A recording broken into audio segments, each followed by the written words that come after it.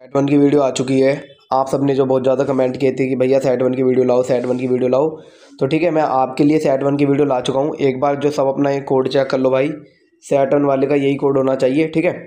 तो इसमें मैं आपको इसके सॉल्यूशन बताऊंगा, एमसीक्यू के किसके क्या आंसर होने वाले हैं, और जो एक दो मैं गलत बता दूं, ठीक है, क्योंकि अभी आंसर की जो है नहीं आई है सीबीएसई की तरफ से, तो एक दो गलत हो सकते हैं। आपको जो है कमेंट में बता देना है, ठीक है, जिससे दूसरे बच्चों को पता चल जाए कि ये गलत है, ठीक है।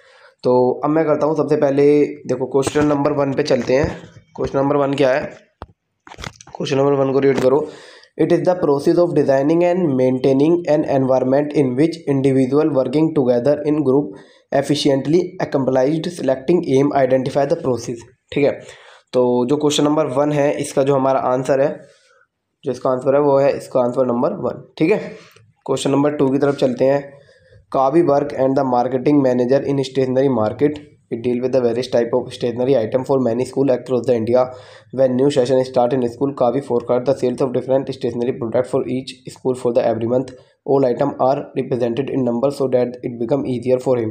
ठीक है, तो आपको ये जो समझ में आ गया होगा, ठीक है, इसमें इजी था, ये बजट है इसका आंसर। क्वेश्चन नंबर 3 जो है ये आपका असर्शन रीजन है, ठीक है। असर्शन रीजन थोड़ा इजी होते हैं वैसे, तो देखते हैं असर्शन क्या बोल रहा है। Directing facilitate introductions of need change in the organisation, ठीक है, और रीज़न है आपका directing increase resistance to change in the organisation. तो आपका जो है both assertion and reason are true but R is not the correct explanation, ठीक है। दोनों ही आपके रीज़न ट्रू हैं, लेकिन जो आर जो है इसकी करेक्ट एक्सप्लेनेशन नहीं है। तो इसका कौन सा आंसर है, इसका आंसर है आपका डी। तो क्वेश्चन नंबर 4 जो है, जो ये बहुत बड़ा क्वेश्चन है, ठीक है, मैं इसे पूरा रीड नहीं करूँगा, इसका आपको मैं आंसर बता देता हूँ।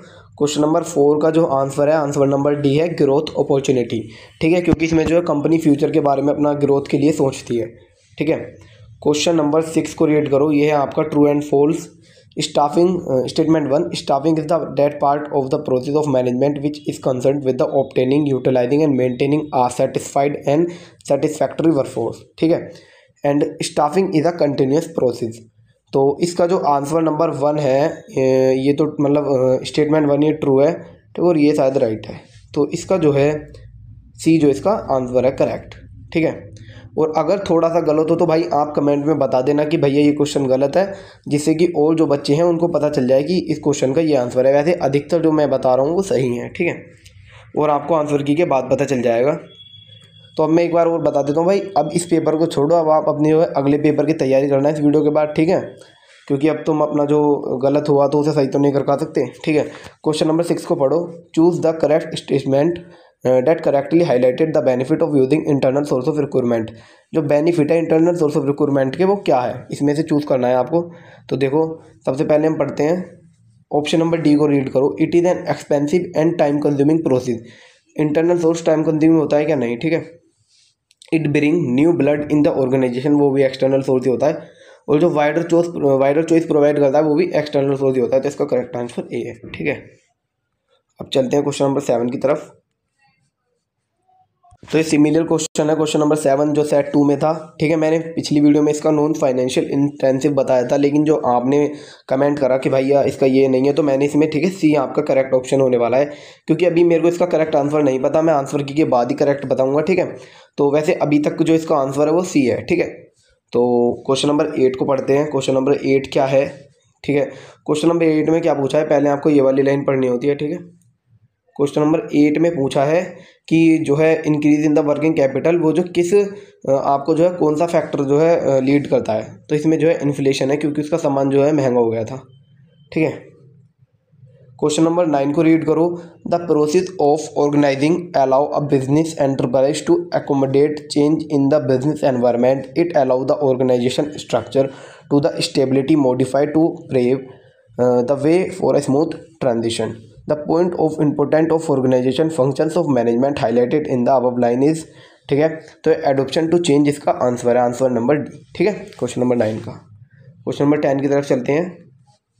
क्वेश्चन नंबर 10 क्या है, और भाई किसी का जो है सेट नंबर 1 जो दूसरा भी हो सकता है, आपको जो है वो देखना है नीचे जो कोड होता है, ठीक है, क्योंकि ये अलग अलग स्टेट में अलग अलग होते हैं। तो क्वेश्चन नंबर 10 को रीड करो। A buyer buy a product और service for what it does for him और हर, और the benefit is provide to him dash her there can be 3 type of benefit. यहाँ जो 3 टाइप के benefit हो सकते हैं, ठीक है। पहला बेनिफिट फंक्शनल और सोशल। तो इसमें जो कन्फ्यूज़न है कि इसका तो साइकोलॉजिकल बेनिफिट होगा, ठीक है, या फिर इसका जिसने ये लगाया अभी ये दो, इन तीनों में से कुछ भी हो सकता है, ठीक है। टेक्नोलॉजिकल जिसने लगाया वो तो बिल्कुल गलत है, ठीक है। इकोनॉमिकल भी गलत है, लेकिन इन दोनों में से जो है थोड़ी कन्फ्यूज़न है, तो वैसे इसका साइकोलॉजिकल सेटिस्फेक्शन होना चाहिए मेरी तरफ से, ठीक है। तो क्वेश्चन नंबर, इसको रीड करो, क्वेश्चन नंबर 11 जो है, इसमें बैरियर बताना है किस टाइप का जो है आपका बैरियर जो है ऊपर वाले पैराग्राफ में हुआ है। तो ऊपर वाले पैराग्राफ में जो आपका एक ही लाइन में आपको बताऊंगा, आपको उसी से जो है क्लिक हो जानी चाहिए माइंड में। रिजिड रूल, तो रूल तो ठीक है, साइमेंटिक बैरियर में तो रूल होते ही नहीं है, ठीक है, वो तो एनकोडिंग डिकोडिंग के लिए होता है। साइकोलॉजिकल बैरियर में इमोशनल और ये कॉन्फिडेंस लैक ऑफ, लेकिन इसका आंसर नंबर सी है, ठीक है। तो इसका आंसर नंबर सी होने वाला है 11 का। 12 को देखो एक बार। 12 में क्या है, the right of an individual to command his subordinate and to take action with the scope of his position, ठीक है। तो इसका तो ठीक है, इसका आंसर नंबर बी होने वाला है, ऑथोरिटी। क्वेश्चन नंबर 12 का आंसर नंबर बी है। क्वेश्चन नंबर 13 को रीड करो। क्वेश्चन नंबर 13 में आपको जो है करेक्ट स्टेटमेंट बताना है। क्वेश्चन नंबर 13 का क्या करेक्ट है ABCD में से, तो इसे रीड करते हैं। इसमें जो काफ़ी बच्चों को बहुत ज़्यादा कन्फ्यूज़न भी है, तो मैं इसे अच्छे से इसकी आपकी जो कन्फ्यूज़न क्लियर कर देता हूँ। तो भाई मैं आपको हिंदी में बताऊँगा, पहले तो सुनो। जो डायरेक्ट कमीशन होता है, ये डायरेक्ट कमीशन को जो है अपील करनी होती है नेशनल कमीशन में, तो ये गलत है, मतलब कि पहले नहीं करोगे आप, इसमें नेशनल में बाद में करोगे, ठीक है। और इसमें डिस्ट्रिक्ट से पहले सुप्रीम में करनी होती है, ये भी गलत है। इसमें इससे पहले इसमें करनी होती है, ये भी गलत है। और नीचे वाले केस को ध्यान से रीड करो कि भाई अगर वो नेशनल कमीशन से सेटिस्फाई नहीं है तो वो सुप्रीम कोर्ट में जाके जो है अपना अपील कर सकता है विदिन 30 डेज, ठीक है। तो इसका आंसर नंबर 13 है। तो 13 का आंसर नंबर क्या होने वाला है आपका, डी, ठीक है। तो इसकी मैंने जो आपका जो है बिल्कुल क्लियर कर दिया भाई। कई बच्चों ने जो है कमेंट करा था मेरी पहली वाली वीडियो में कि इसका ये नहीं, इसका आंसर नंबर डी बिल्कुल करेक्ट है। तो चलते हैं क्वेश्चन नंबर 14 की तरफ। तो जो क्वेश्चन नंबर 14 है उसमें तो मुझे लगता है किसी को भी कन्फ्यूज़न नहीं होनी चाहिए।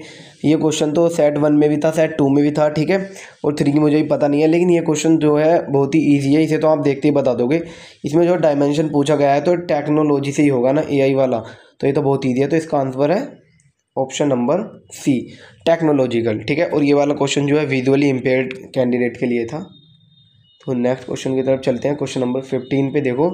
क्वेश्चन नंबर 15 में क्या है, असर्शन एंड रीज़न है, ठीक है। Planning involve looking ahead and preparation for the future, ठीक है। प्लानिंग जो है आगे की सोचता है फ्यूचर के लिए, ठीक है।